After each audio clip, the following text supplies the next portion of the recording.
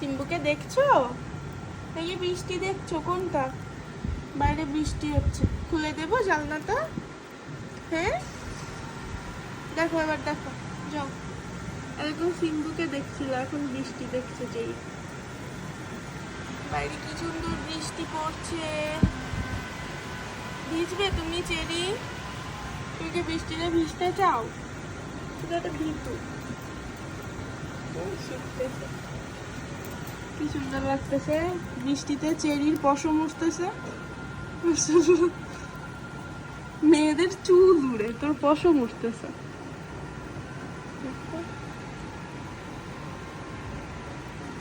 বাবা দেখ,